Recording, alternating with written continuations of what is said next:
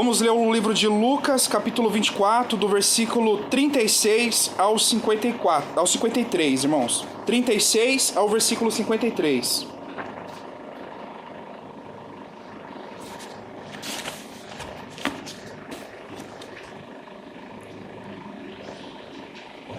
Antes da gente ler, vamos fazer uma oração.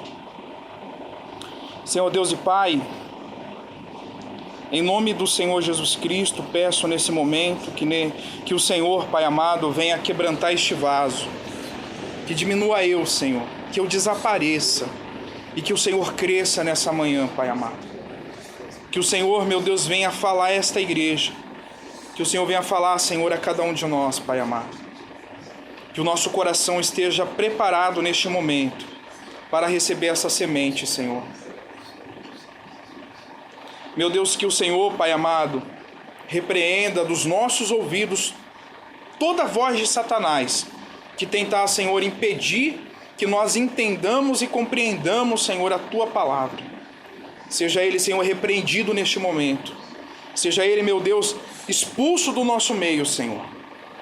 Que os nossos ouvidos estejam, Senhor, sensíveis à Tua voz, como disse Samuel quando o Senhor o chamava pelo nome.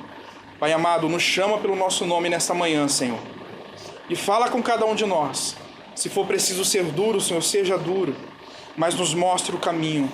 Não nos permita sair desse caminho, Senhor. Em nome de Jesus. Amém e amém. Amém, irmãos? Vamos ler então. Lucas, capítulo 24. Vamos ler então do 36, né? Do 36 ao 53.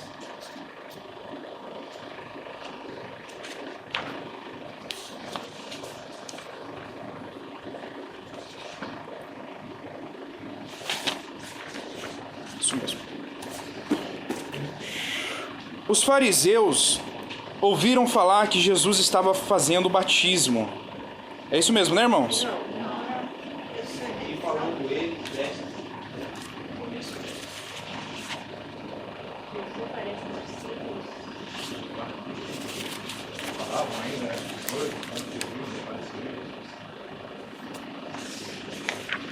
Isso, eu troquei as folhas. Vamos lá então? Enquanto falava sobre isto, o próprio Jesus apresentou-se entre eles e lhe disse: paz seja com vocês. Tá certo, irmãos? Então vamos em frente. Eles ficaram assustados e com medo, pensando que estava vendo um espírito. Ele lhe disse: por que vocês estão perturbados e por que se levantam dúvidas em seus corações? Vejam as minhas mãos e os meus pés. Sou eu mesmo. Toquem-me e vejam. Um espírito não tem carne nem osso, como vocês estão vendo que eu tenho. Tendo dito isto, mostrou-lhe as mãos e os pés. E por não crerem ainda, tão cheios estavam de alegria e de espanto, eles lhe perguntou: vocês têm algo aqui para comer? Deram-lhe um pedaço de peixe assado, e ele o comeu na presença deles, e disse-lhes: foi isto que eu lhes falei quando ainda estava com vocês. Era necessário que se cumprisse tudo que a meu respeito estava escrito na lei de Moisés, nos profetas e nos salmos. Então lhe abriu o entendimento para que pudessem compreender as Escrituras. E lhe disse: está escrito que o Cristo haveria de sofrer e ressuscitar dos mortos no terceiro dia, e que em seu nome seria pregado o arrependimento para perdão de pecados a todas as nações, começando por Jerusalém. Vocês são testemunhas dessas coisas. Eu lhe envio a promessa de meu Pai, mas fiquem na cidade até serem revestidos do poder do alto. Tendo-os levado até as proximidades de Betânia, Jesus levantou as mãos e os abençoou. Estando ainda a abençoá-los, ele os deixou e foi elevado ao céu. Então eles o adoraram e voltaram para Jerusalém com grande alegria, e permaneceram constantes no templo louvando a Deus. Amém, irmãos? Pode se sentar em nome do Senhor Jesus?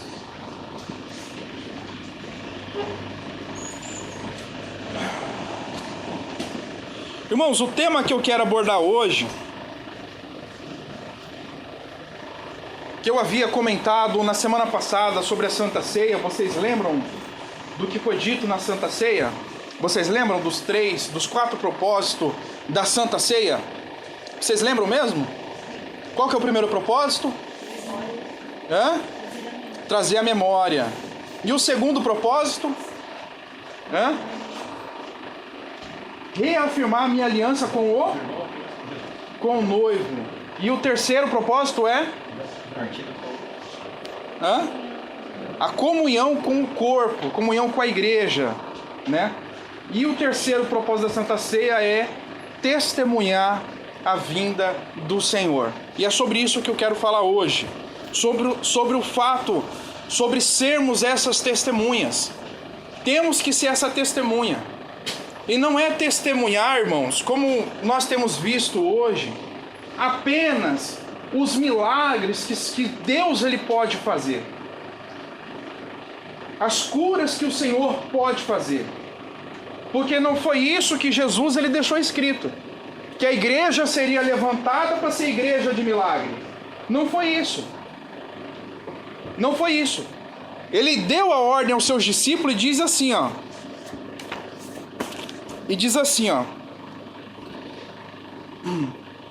Jesus disse: está escrito que o Cristo haveria de sofrer e ressuscitar dos mortos no terceiro dia, e que em seu nome seria pregado o arrependimento para perdão de pecados a todas as nações. Então, quando a igreja começou, lá no Pentecostes, quando a igreja começou, ela foi formada, irmão, justamente nesses fundamentos, de que estava próximo o reino dos céus, e que as pessoas elas deveriam se arrepender dos seus pecados. E o que nós vemos hoje é que está próximo o reino dos céus e que você pode ser abençoado. Que você pode ter casa, carro, cura, milagre, transformação na família. Mas não há arrependimento de pecados. Não há. Não tem na igreja arrependimento de pecados. Não há no meio evangelístico de rua arrependimento de pecados. Essa semana eu fiquei me perguntando, talvez vocês até devem ter postado, quando se falava de arrependimento de pecados, as pessoas elas largavam pecados. Hoje elas largam o quê? A igreja. Mas elas não largam a igreja, é uma troca de igreja. Porque naquela igreja onde fala realmente, confronta a pessoa com o seu pecado, ela corre para uma igreja que não fala do quê? E hoje o número dessas igrejas é muito, muito grande. Então as igrejas hoje, e por esse número de igrejas ser grande, obviamente o povo dessas igrejas, a quantidade de pessoas dessa igreja também são grandes. Então aquilo que essas pessoas elas aprendem, elas ouvem, ela também vai o quê? Partilhar. Ela vai partilhar. Quando ela vai numa igreja e fala, olha, paralítico andou, ela logo vai correr e o quê? Fala, irmãos. Ela vai espalhar. Quem você já não fez isso? Vai espalhar, olha, vamos lá na minha igreja porque está acontecendo um milagre. Vamos lá na minha igreja porque o paralítico andou. Lá da igreja, da onde eu era obreiro, passou um pastor numa reunião de sábado. E a reunião de sábado na Universal, ela é muito fraca. Nessa reunião, irmãos, dava 15 pessoas. 15, 10, quando chovia dava uma ou duas, que eram as vozinhas. As vozinhas sempre foi fiel na igreja. É sempre assim. E esse pastor ele veio, ele é um pastor jovem, aplicado à palavra, muita fé. E tinha uma membro da igreja que ela já estava mais ou menos uns 3 anos na igreja, numa cadeira de roda devido a uma cirurgia que deu errado. Há muito tempo na igreja. E ele fez um desafio com ela, tal, fez um propósito com ela. No primeiro sábado que ela foi, irmãos, ela levantou da cadeira de roda e jogou a cadeira fora, nunca mais voltou para a cadeira de roda. Nunca mais ela voltou para a cadeira de roda. Irmãos, adivinha o que aconteceu no próximo sábado? Mas do começo ao fim da reunião, você não se ouvia falar de arrependimento. Ouvia-se falar de oferta, de voto, de que você não pode quebrar a corrente para que Deus ele te abençoe. Mas você não ouvia-se falar de arrependimento. Irmãos, no último sábado que ele esteve lá, ele pediu pra gente contar quantas pessoas tinha. Irmãos, tinha 120 pessoas. Num sábado, em 3 meses, que só dava 15 no máximo. Veja como as pessoas são fáceis. Elas são atraídas facilmente para sinais, milagres. Por isso que quando se fala realmente de pecado, confronta a pessoa com o erro dela, que se ela não abandonar o pecado dela, ela vai para o inferno, ela foge, ela vai para a igreja. Essa palavra é dura. Eu gostava do outro pastor. Eu vou em outra igreja, porque lá tem bênção, tem sinais. Tanto que quando a minha esposa ela estava no ônibus, ela acabou se deparando com uma membro que é dessa igreja ainda. Falou, vocês estão bem? Estamos, tal. Bem que eu estou pensando de mudar de igreja. É? Mas por que você quer mudar? Ah, porque lá eu estou tanto tempo, não recebo nenhum sinal. Acho que eu vou para tal igreja, porque lá acho que tem mais sinais. Olha o que eu vi essa semana na loja. O rapaz falou assim, Roberto, tem uma Assembleia de Deus ali, ó. Eu vou lá porque o homem que está lá, ele é muito forte, ele é muito abençoado. O que ele fala acontece. Eu vou lá porque aquele homem ali, olha... Vocês entendem, irmãos? Vocês conseguem entender a essência do que eu quero dizer? A pessoa, ela procura o homem, porque aquele homem faz o quê? Fala, irmãos. Faz sinais e maravilhas. Ela não vê Deus fazendo o sinal. Ela vê o homem, então ela corre atrás daquele homem. Por isso que Jesus disse, muitos dirão, vão falar, Jesus está lá, está na praia, está dentro daquela casa. Não é o que está escrito na Bíblia? Ela fica correndo atrás de sinais, para cá, para lá. E quando vem a palavra dura, quando aparece alguém com um chicote na mão e taca ali nas costas, ela o quê? Ela foge. Só que o problema, irmãos, é que nós temos um número muito grande desse tipo de pessoas. São caçadoras de sinais, vivem atrás de sinais, de milagres, mas não querem o reino de Deus, não querem. Elas querem o benefício do reino de Deus, mas não querem o reino. E aqueles como nós, que não corremos atrás dos sinais, mas atrás da verdadeira bênção, muitas das vezes nós ficamos calados. Muitas das vezes ficamos calados, estamos vendo as coisas acontecendo, o pecado da pessoa, e nós temos medo. Às vezes nós mesmos falando, eu não sou capacitado para falar. Você é. Abra a tua boca, irmãos. Porque é fácil você falar para a pessoa, olha, vamos para a minha igreja, porque Deus abriu uma porta de emprego. Você acha que a pessoa está necessitada, ela vai querer o quê? A porta de emprego. Agora fala do reino de Deus para ela. Fala do reino de Deus.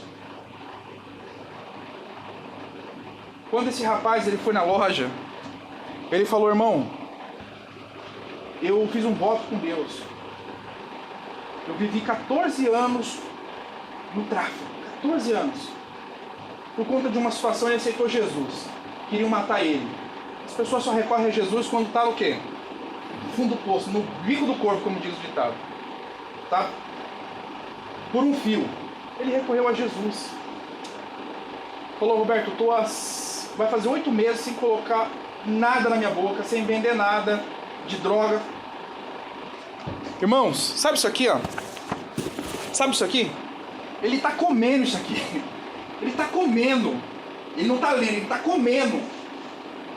Ele só falta descer pela garganta, ele está comendo isso aqui. Ele está lendo igual um doido isso aqui. Lendo, comendo. E ele fala que está tendo experiências maravilhosas com Jesus. Mas pelo fato dele ir nessas igrejas, porque ele quer um refúgio, ele precisa de um lugar. Então pelo fato dele ir nessas igrejas, então o que ele aprende lá é totalmente diferente do que realmente isso aqui quer dizer. E ele falou, Roberto, eu fiz um voto com Deus, o voto de Jacó. Ninguém faz o voto de Jesus, de negar a si mesmo, tomar sua cruz e seguir. Ninguém faz esse voto. Já ouviu alguém falar? Eu nunca ouvi ninguém falar. Não, eu fiz o voto de Jesus. Eu neguei a mim mesmo, vou tomar minha cruz e vou seguir ele. Ninguém faz esse voto. De abandonar o pecado. Ninguém faz, irmãos. E ele falou, Roberto, eu fiz o voto de Jacó. Quando Jacó estava passando, indo para casa do seu tio, né? Ele não pegou um travesseiro lá e falou, Senhor, se o Senhor me der roupa para vestir, mantimento e me guardar na minha jornada, eu darei o meu dízimo. Eu estou fazendo isso, Roberto. Só que tá cheio de inimigo atrás de mim. O que eu vou fazer? Tá cheio de gente atrás de mim, onde eu olho eu vejo um monte de inimigo, um monte de gente querendo me matar. Ele saiu com um problema na bocada. Então, esses dias eu tava no trem, Roberto, os caras estavam na minha frente, mas eles não me viram. Eles estavam assim, ó, e eu olhando assim, e eles olharam pra mim, mas resolveram sair. Então, eu não tô entendendo, por que Deus não me livra deles logo? Eu falei, irmão, você viu o que Jacó fez? Você viu o tanto que Jacó aprontou? Você viu o tempo que ele levou para poder ver Deus face a face e ter a alma dele salva? Você acha que é assim da noite para o dia? Você ainda vai pagar o preço. Você quer buscar Jesus? Você quer servir a Jesus?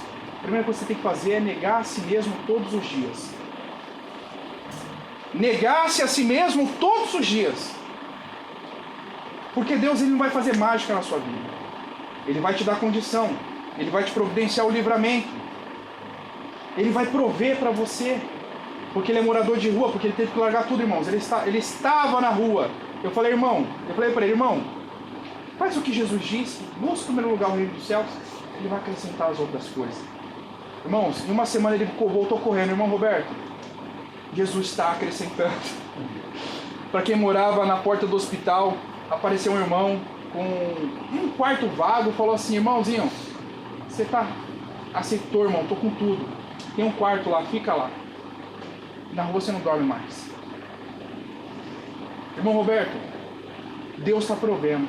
Pois aí não é nada, irmão, isso é para você não passar necessidade, mas não é isso que Deus quer para você. Não se iluda que Deus ele vai te dar carro, casa, isso você tem que trabalhar para ter. Não se iluda, Deus prometeu-nos o reino dos céus. Foi isso que Ele nos prometeu, é o que está escrito aqui.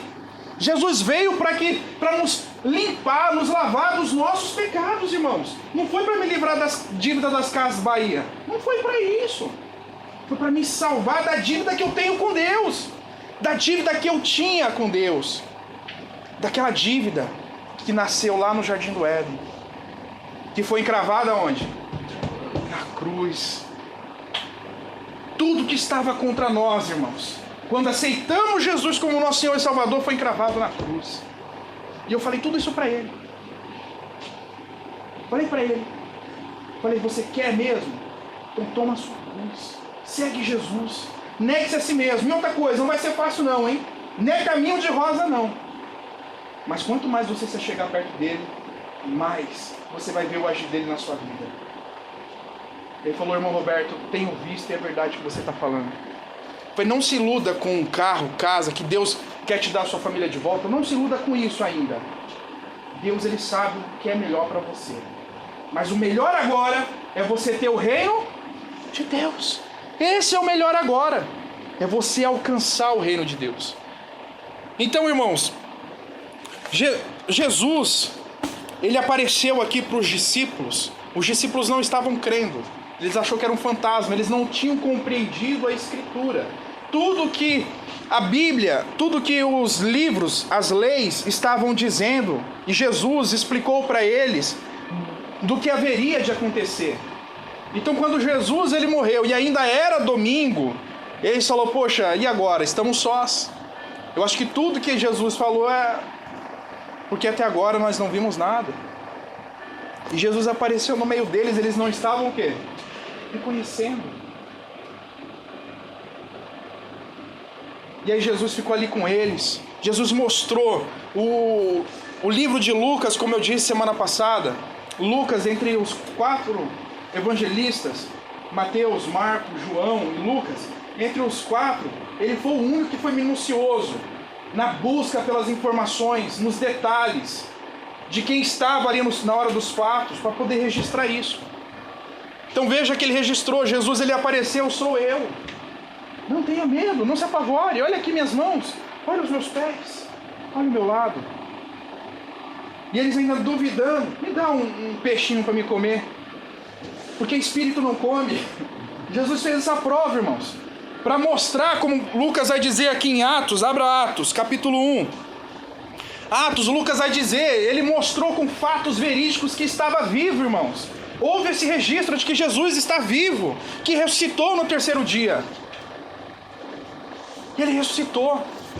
E no final de Lucas, o Senhor os abençoou para serem testemunhas dessa ressurreição. Para serem testemunhas, para que eles proclamassem às outras pessoas que aquele que está morto, hoje o quê? Hoje vive. Hoje vive. Então Jesus apareceu a eles com sinais, mostrando veracidade de que era ele mesmo. Ele não voltou dos mortos sem a marca na mão, que não poderiam duvidar dele. Ele voltou com o furo dos cravos nas mãos, com o seu lado ainda vazado, com os seus pés perfurados, para poder mostrar, irmão, sou eu que estou aqui na frente de vocês, estou vivo. Eu estou vivo. E aí no livro de Atos, capítulo 1, do 1 ao 5, diz assim, ó, o apóstolo Lucas, para vocês verem como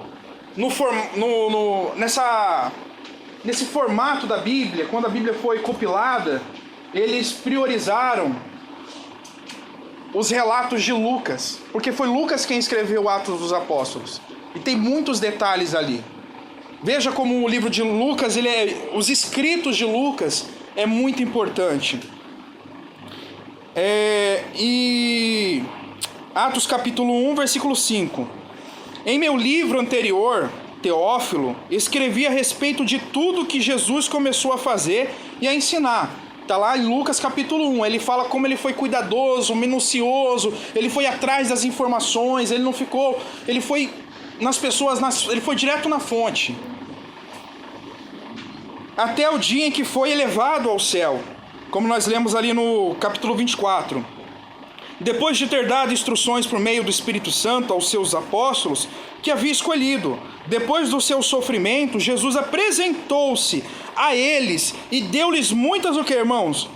Muitas provas indiscutíveis de que estava... De que estava vivo. Ele deu provas, como nós lemos lá em Lucas. Ele provou que ele estava vivo. Não foi só apenas o relato de Maria, das que estavam lá no túmulo. Não, Jesus apareceu lá para eles na hora e mostrou que era ele que estava vivo, que ele ressurgiu dos mortos, como ele havia determinado, né? Havia profetizado que ele haveria de ressurgir no terceiro dia. E vamos continuar aqui.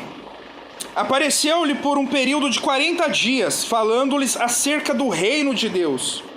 Certa ocasião, enquanto comia com eles, deu-lhes esta ordem: não saia de Jerusalém, mas espere pela promessa de meu Pai, da qual lhe falei, pois por João Batista, Perdão, irmãos. Não saiam de Jerusalém, mas esperem pela promessa de meu Pai, da qual lhe falei, pois João batizou com água, mas dentre poucos dias vocês serão batizados com o Espírito Santo. Lá no versículo 8 de Atos, capítulo 1 mesmo, mas receberão poder quando o Espírito descer sobre vocês, e serão minhas testemunhas em Jerusalém e em toda a Judéia e Samaria, até os confins da terra. Recebereis poder do Espírito Santo ao descer sobre vós. Recebereis poder ao descer sobre vós o Espírito Santo e sereis minhas testemunhas. Ou seja, Jesus precisava que eles testemunhassem que tudo aquilo que os profetas falaram, tudo aquilo que ele vinha falando, era real, era verdadeiro. Então ele falou, olha, vocês vão ficar em Jerusalém, porque Jesus ele morreu em que período? Na Páscoa. Ele morreu na Páscoa. E ele ressurgiu no terceiro dia, no dia de domingo. De domingo até o dia de Pentecostes passaram 50 dias. 40 dias Jesus ficou com eles ensinando sobre o quê? O reino de Deus, dando aula, explicando, mostrando, para que eles estivessem aptos quando recebessem o Espírito Santo, para poder sair o quê? Pregando, testemunhando. Então, ao completar-se 40 dias, Jesus foi elevado aos céus. Ele ascendeu aos céus. E nos outros 10 dias eles ficaram ali em Jerusalém, irmãos. Mas ficaram orando, louvando, ficaram em espírito. Eles ficaram em espírito ali buscando a Deus. Até que viesse do alto a promessa, o cumprimento da promessa.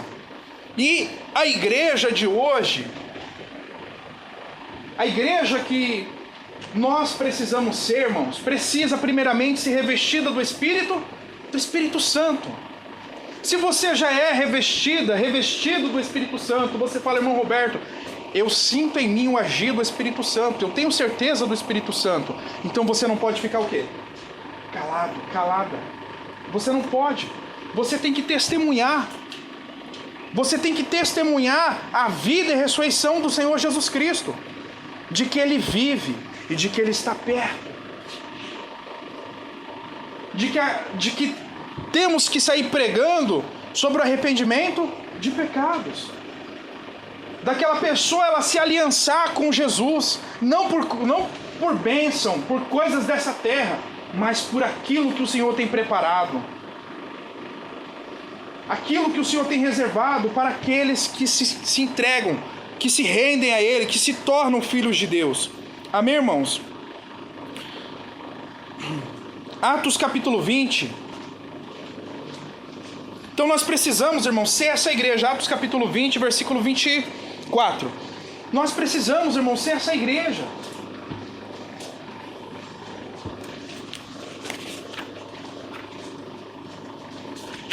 Deixa eu só contar um trecho aqui ainda de Atos. Eu estava lendo hoje no metrô, o Senhor brilhou a minha mente sobre isso.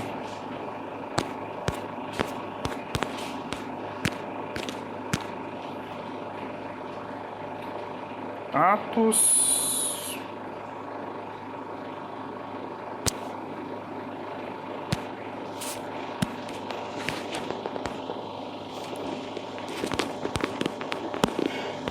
No capítulo 2 de Atos, nós temos o cumprimento dessa promessa ao longo dos 10 dias em que eles ficaram ali no cenáculo.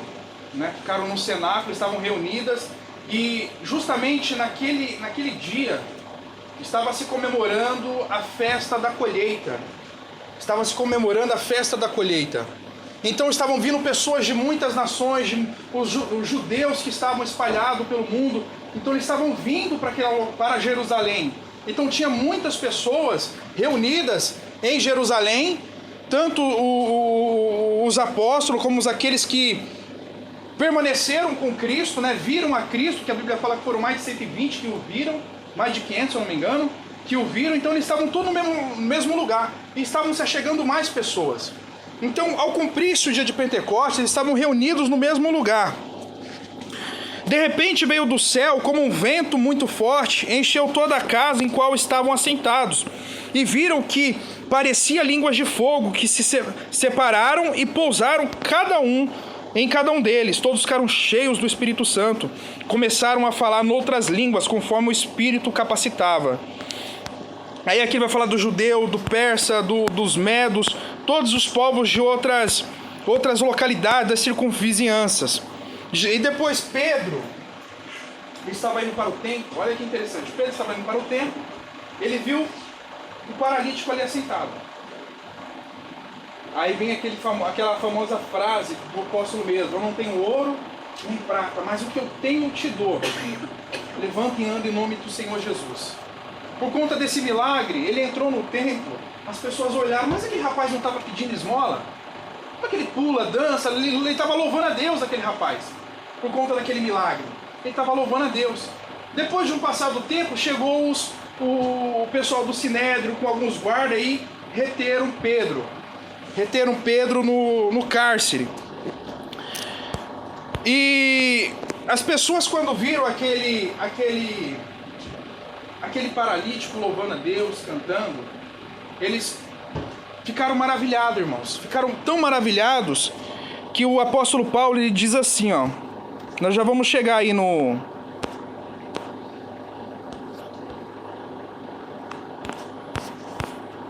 Então eles ficaram tão maravilhados com a cura daquele paralítico que Pedro ele foi levado ao cárcere. Amém?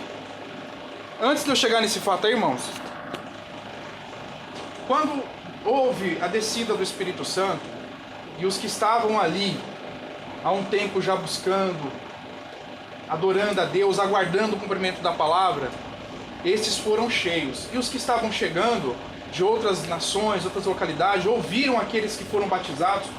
Eles ouviram eles na sua língua materna. Eles ficaram sem entender o que estava acontecendo, até acharam que eles estavam bêbados. Então Pedro e os 11 se levantam para poder determinar o que estava acontecendo ali naquela hora. O que estava acontecendo ali naquela hora. E no capítulo 2, versículo 35, diz assim, ó: portanto, que todo Israel fique certo disso.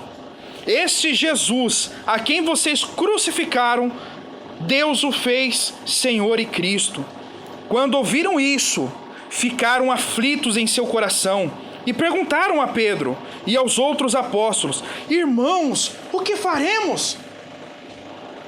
Pedro respondeu: arrependam-se e cada um de vocês sejam batizados em nome de Jesus Cristo para perdão dos seus pecados e receberão o dom do Espírito Santo, pois a promessa é para vocês, para os seus filhos e para todos os que estão longe, para todos quantos o Senhor nosso Deus o chamar. Amém, irmãos? Veja que Pedro, ele se ergueu e exclamou: a esse que vocês entregaram, a esses que vocês o crucificaram, Deus o levantou, Deus o ressuscitou e hoje está à direita de Deus Pai. E ali ele faz o comparativo dos salmos. E depois eles ficam preocupados, falam: e agora, o que faremos? Porque realmente ele era o Filho de Deus. Então Pedro diz: arrependam-se do que vocês fizeram e depois se batizem. Se batizem em Jesus Cristo, aceitando como Senhor e Salvador. Amém, irmãos? E nós vemos então ao longo dos anos, e ainda mais nessa época, nós não vemos esse tipo de pregação. Nós não vemos esse tipo de evangelização. Nós temos, irmãos, que proclamar o reino dos céus, que está próximo, e só vai entrar nele, só vai ter acesso ao reino dos céus aqueles que se arrependerem dos seus pecados e aceitar Jesus como Senhor e Salvador. Não vai ser porque eu sou bonzinho, porque eu sou boazinha, mas é porque eu aceitei Jesus como meu Senhor e Salvador. Neguei-me a mim mesmo, tomei a minha cruz e o passei a seguir.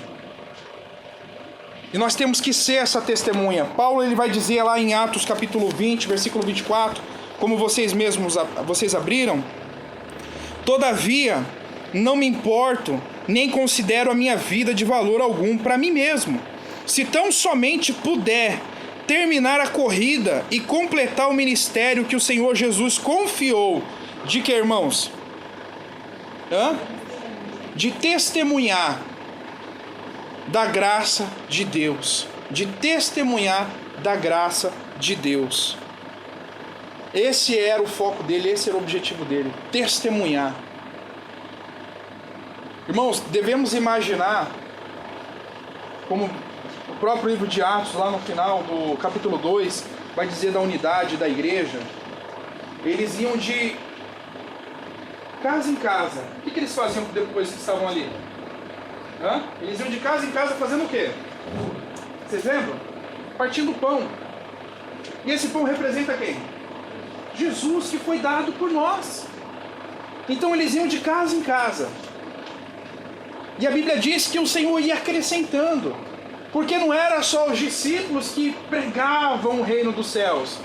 Aqueles que recebiam e se convertiam, eles também passavam a declarar este amor. Como eu disse no começo, quando uma pessoa vê um milagre, ela logo sai o quê? Falando.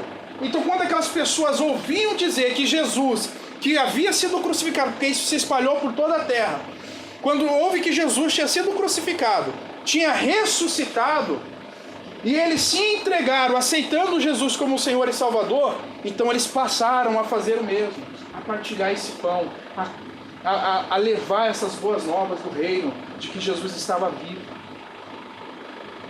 De que Jesus estava vivo. Então por isso que o Senhor ia acrescentando, o Senhor ia operando sinais e maravilhas para provar realmente que através do seu nome, tudo que pedíssemos em seu nome, ele o quê? O faria. Porque não há nos céus, nem na terra, nem debaixo da terra, outro nome que seja dado para que sejamos o quê? Salvos, como diz a Bíblia. Então a salvação está no nome do Senhor Jesus Cristo. Esse foi o nome que foi dado ao homem para ser salvo. Jesus Cristo. Nosso único suficiente, Senhor. E nós temos que declarar esse amor. Quero dar um exemplo para os irmãos. Abra a sua Bíblia agora tá certo. Deixa eu ver aqui. João capítulo 4. João capítulo 4, versículo 39. João capítulo 4.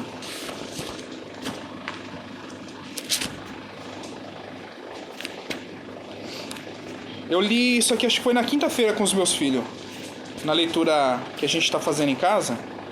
A mulher de Samaria. Vocês conhecem essa história, irmãos? Então eu não vou só resumir ela para a gente ganhar tempo.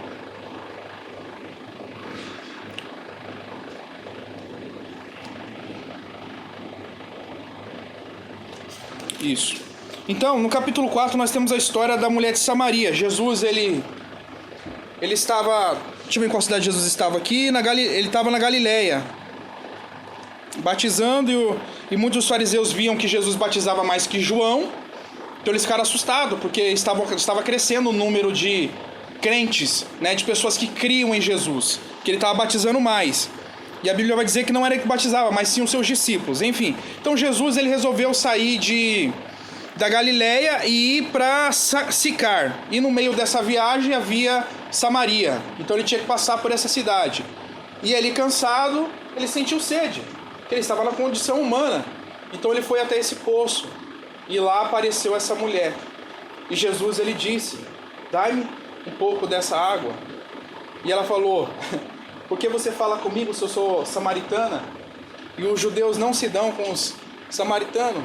E Jesus disse: se você soubesse quem é que te pede, você pediria a mim e eu te daria água viva. E aí Jesus discursa com ela. Aí Jesus traz a história dela, né, de que ela creu que Jesus era realmente o Filho de Deus. Jesus declarou: sou eu, o Cristo. E ela fala, e Jesus fala assim: vai lá, chama o teu marido. Ela fala: Senhor, eu não tenho marido. Jesus falou: realmente, você está certa, você não tem marido, porque 5 tivestes.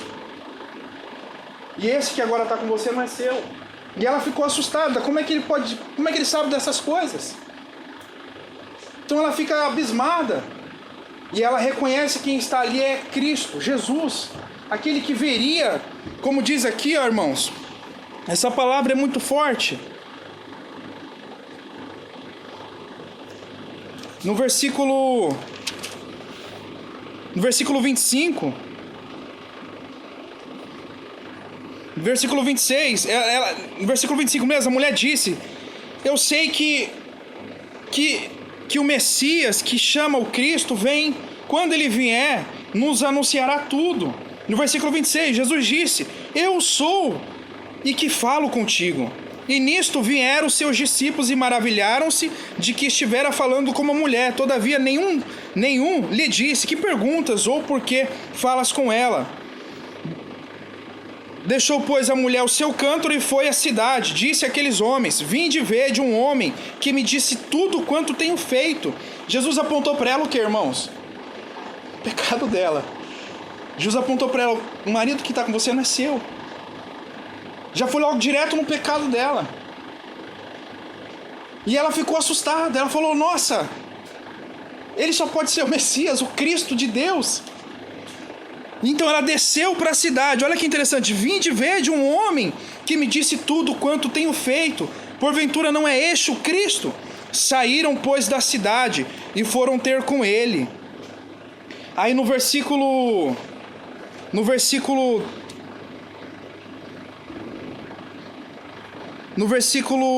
isso mesmo, no versículo 40 diz assim, para finalizar: indo, pois, ter com ele os samaritanos. Depois que essa mulher desceu, irmãos, à cidade, Jesus conversou com os discípulos, esse diálogo aqui. Ela foi lá, falou com eles, e eles voltaram para saber quem era esse homem. Ela evangelizou. Ela não ficou quieta lá: poxa, ele falou o meu pecado, vou ficar quieta aqui. Não, ela falou: olha, eu conheci um homem lá no poço do nosso pai Jacó, e ele falou tudo o que eu tenho feito, e apontou meu pecado. E ele é judeu. Ele é judeu. Subamos e conheçamos ele. E esses homens ficaram também curiosos, e também subiram, irmãos. Eles também subiram, diz no versículo 40. Indo, pois, ter com eles os samaritanos, rogaram-lhes que ficasse com ele. E ficou ali 2 dias, Jesus ficou ali 2 dias. E muito mais creram nele por causa da sua palavra. E depois o que eles disseram para a mulher? Hã? Fala aí, irmão, alguém pode ler? E eles conheciam ela por ter visto ele, não pelo que ela falou. Hã? Já não é pelo teu dito que nós cremos, porque nós mesmos o temos ouvido e sabemos que este é verdadeiramente Cristo, o Salvador do mundo. Glória a Deus. Tá vendo, irmãos? Eles foram até Jesus por conta do testemunho dela. Curiosidade. Foram até Jesus. E eles chegaram até Jesus, viram que ele era o Salvador do mundo e se converteram. Tanto que a Bíblia vai dizer que muitos ali foram batizados. Muitos ali, dos samaritanos, foram batizados por conta de uma mulher que se arrependeu. Porque se ela não tivesse arrependido, ela tinha fugido o quê? Quietinha. Mas ela ficou tão maravilhada com o manifesto de Jesus através da vida dela que ela correu para falar. O mesmo aconteceu, irmãos, com o jovem Gadareno. Vocês lembram? Ele foi o único que ficou naquela cidade. O povo expulsou ele, mas ele ficou ali. Uma semente de Deus. Uma semente. Testemunhando. Essa mulher testemunhou. Ela testemunhou que era o Cristo ali. Irmãos, nós temos que testemunhar que Cristo está vivo. E que se não houver arrependimento de pecados, as pessoas, por mais que ela alcance alguma coisa, mas ela não vai alcançar a coroa da vida, que é a maior honra, o maior prêmio que podemos alcançar em vida, é estar com Cristo no seu reino. Porque aqui, irmãos, tudo passa. Tudo passa. Isso aqui uma hora acaba, tem o seu tempo de validade. Mas quando Cristo vier, será por toda a eternidade. Será por toda a eternidade. Por isso nós, como testemunhas, aceitamos Cristo como o Senhor e Salvador das nossas almas, nos rendemos a Ele, não podemos nos calar. Temos que falar do que temos ouvido e visto. Amém, irmãos? Temos que falar, temos que ser testemunho também. Temos que ser testemunho com bom comportamento. Falando das coisas do reino, coisas que edificam, não deixando sair dos nossos lábios palavras torpes, palavras de ira que possam ofender ou magoar alguém, machucar alguém. Temos que dar bom testemunho. A Bíblia lá no livro de João, terceira epístola de João, no capítulo 1, versículo 12, o apóstolo Paulo toma o testemunho de Demétrio. Demétrio estava numa congregação, tomando conta de um povo, e ali haviam outras pessoas o difamando, tentando impedir do evangelho crescer, do evangelho evoluir. Mas Demétrio, pelo seu bom testemunho, ele teve da parte dos discípulos um reforço espiritual, porque ele dava bom testemunho. Lê comigo, irmãos, quanto a Demétrio, todos dão bom testemunho dele. Todos dão bom testemunho dele. Por quê? Porque ele se portava como alguém que tinha aceitado Cristo como Senhor e Salvador. O cristão, ele tem que dar bom testemunho, irmãos. É como a irmã falou, não adianta a gente falar e não dar o quê? Um bom testemunho. Temos que dar bom testemunho. Bom testemunho de cristão, porque o nosso testemunho também conta. Também conta que nós aceitamos Jesus como Senhor e Salvador, porque começa com cada um de nós. A mudança começa dentro de mim. Eu não posso falar que aceitei Jesus, é aí que eu vou chegar no tema, eu não posso falar que aceitei Jesus e viver como se nada tivesse mudado. A exemplo, já tem uns 5, 6 meses, meu irmão ele foi com um pastor na igreja, lá na loja, comprar uma capinha. Esse rapaz se diz pastor. Nas suas publicações do Facebook, versículos bíblicos, explicações.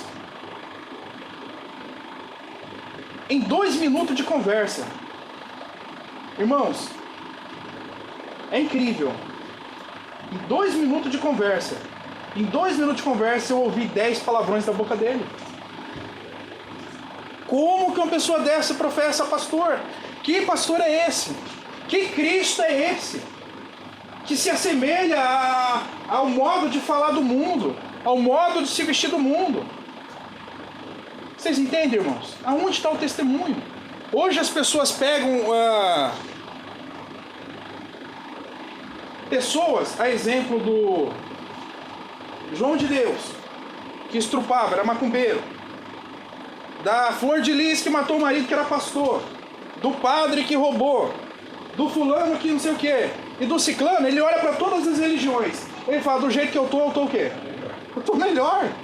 Porque eles não dão o quê? Principalmente os evangélicos não dão bom testemunho e querem falar de Jesus e querem falar que creem em Cristo Jesus. Meu pai, ele trabalha na prefeitura de Osasco, ele é servente, e tem um pastor que trabalha com ele lá também. Eu não sei de que igreja que ele é, mas meu pai fica irado, porque todas as vezes que esse homem ele faz alguma coisa, ele faz para aparecer, para dizer que ele é o melhor, que ele é o bom. Aí ele falou assim pro meu pai: vem cá, por que você faz as coisas aí, que você faz tudo direitinho, e por que você não fala nada? Ele falou assim: rapaz, o que eu faço para Deus, eu não faço nem para eles aqui, mas tudo que eu faço o melhor, como se fosse para Deus. Eu não preciso me aparecer aqui para ninguém não. Toma na cara dele. Ele ficou sem chão. E tudo, irmãos, tudo que ele tenta fazer é para se aparecer, se achando o melhor. E nós não somos melhor que ninguém. Então veja, irmãos, que há muitas das pessoas que professam, dizem ser evangélico, ser crente, ser isso e aquilo, por conta do seu testemunho, acaba afugentando muitas o quê? São aqueles que impedem das pessoas entrar onde? No reino dos céus. Elas impedem por conta do mau testemunho, por conta da maneira que fala, do seu comportamento. Nós temos que dar bom testemunho, irmãos. Temos que dar. 11h30. Nós temos que dar bom testemunho. Não adianta dizer que eu sou, mas a minha conduta, a minha postura prova o quê? É igual uma irmã que eu vejo no Facebook. Engraçado. O Facebook conta cada história. É igual uma irmã. Tô indo para casa do Senhor, vestido apertado, dando destaque à parte de trás. O que adianta ir para a casa do Senhor se quer glória, quer ser chamada de bonita, formosa? Que isso adianta? Está chamando atenção para si. E a Bíblia diz, lá no livro de Coríntios, se eu não me engano, que a mulher, ela seja bela por onde? Por dentro. Não é que vai ser relaxada, mas que ela seja formosa, bela por dentro. Não precisa atrair atenção para si. Como as mulheres do mundo, hoje é difícil você saber quem é uma garota de programa e quem é uma pessoa normal, uma moça, porque as duas andam do mesmo jeito. É ou não é, irmãos? E muitas irmãs de igrejas querem andar do mesmo jeito, querem andar da mesma forma. Irmãos, o testemunho conta. A pessoa olhar para você: poxa, mas aquela não é uma irmã da igreja? Aonde está o quê? O testemunho dela. Aquele não é irmão da igreja, tá bebendo, tá na roda de falando coisa que não deve, vendo coisa que não deve. Entende, irmãos? A nossa vida aqui na terra é passageira. Nós não fazemos parte deste mundo, irmãos. Somos peregrinos. O nosso reino está no alto, como foi dito semana passada. O nosso noivo está nos preparando o quê? Uma morada. Está nos preparando uma morada. E nós, como noivas do Senhor, devemos estar fiéis a Ele. Não podemos nos aliançar com o mundo. Não podemos nos assemelhar ao mundo. Temos que nos assemelhar a Cristo. No nosso falar, no nosso vestir, dentro de casa, aonde estivermos, dar um bom testemunho. Foi o que Demétrio fez, tanto que ele recebeu dos apóstolos reconhecimento. fortalecendo o seu caráter. Reconhecendo e fortalecendo o seu caráter.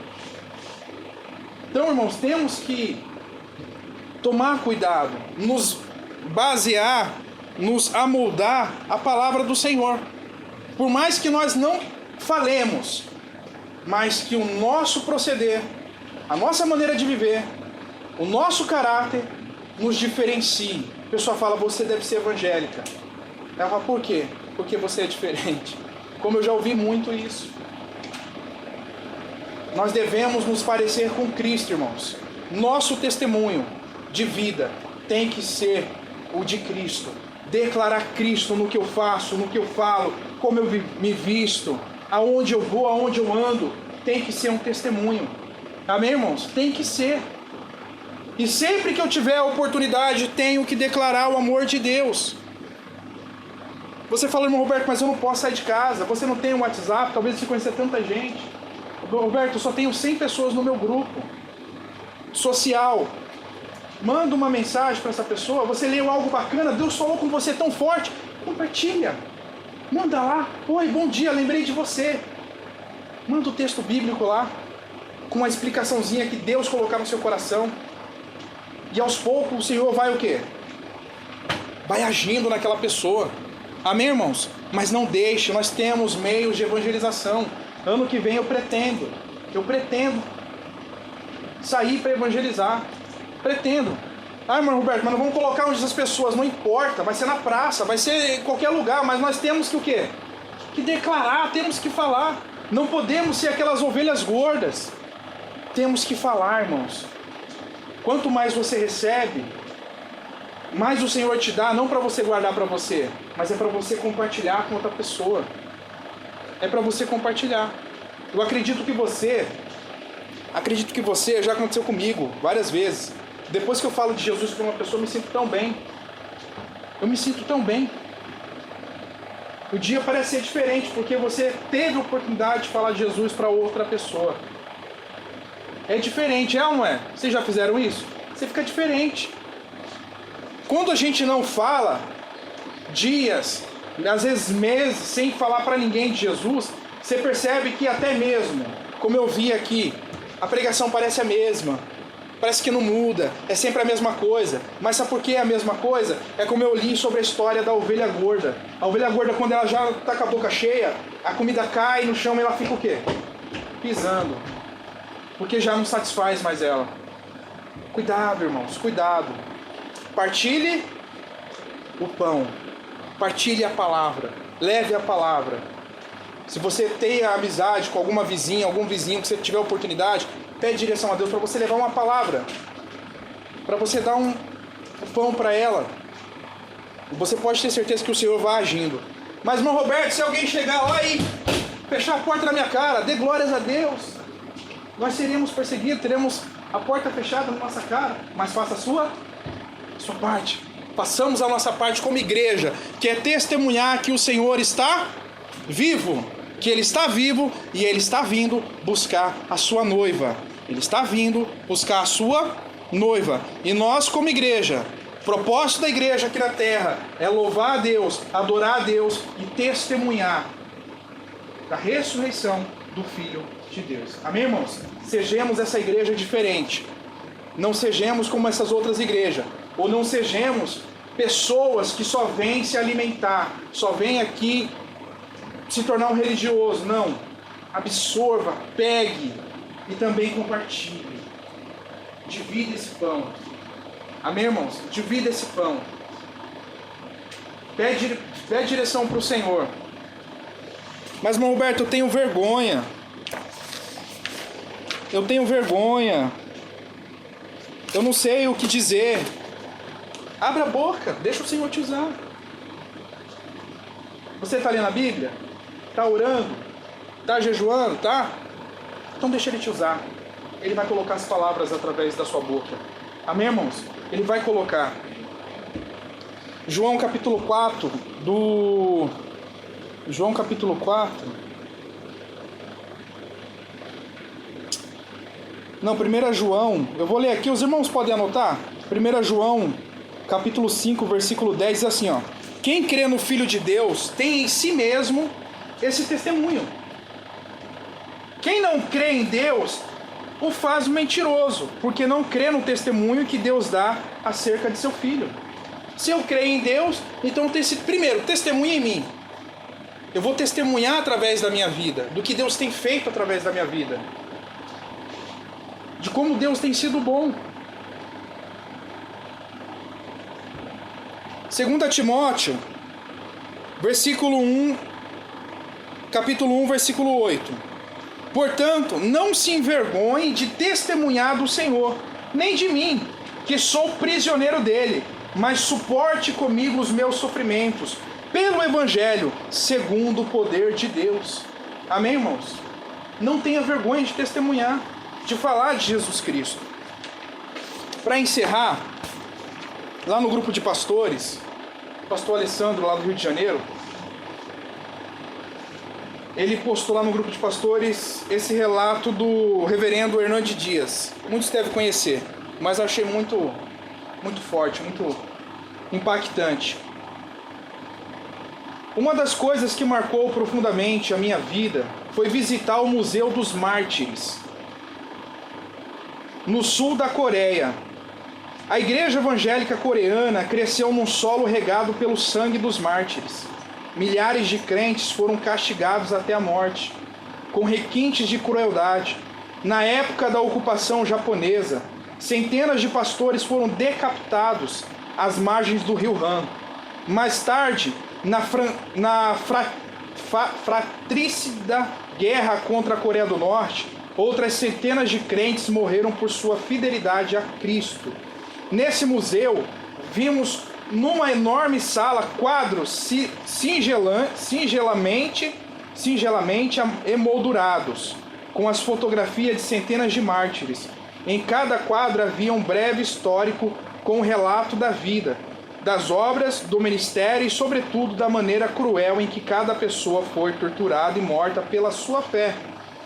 Ali, naquela sala, chorei ao ver que muitos daqueles mártires morreram sem ver o grande avivamento que Deus enviou sobre a Coreia do Sul.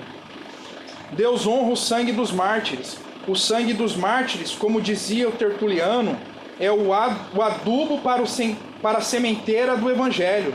Depois de observar atentamente todos aqueles quadros, já na saída da sala, aproximei-me do último quadro.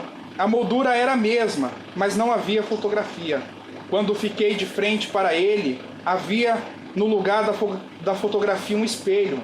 Vi o meu próprio rosto e embaixo uma frase lapidar. Você pode ser o próximo mártir. As lágrimas rolaram em meu rosto, reconheci que precisava se revestido com o poder do Espírito Santo para ser um mártir de Jesus. Amém, irmãos? Nós estamos aqui hoje porque pessoas, há anos, milênios atrás, foram o quê?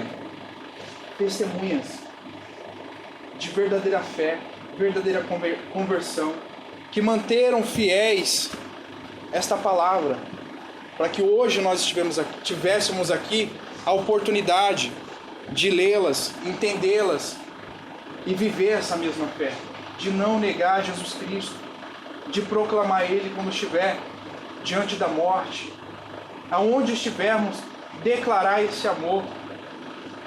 Amém, irmãos? Se você procurar a história da igreja primitiva, você vai ver que quando eles estavam ali na arena para ser engolido pelos leões, eles estavam louvando a Deus. Eles louvavam a Deus com alegria. Para eles era uma honra morrer pelo nome do Senhor Jesus Cristo. Era uma honra. E nós não sabemos o que é isso. Não temos esse tipo de perseguição. Não temos.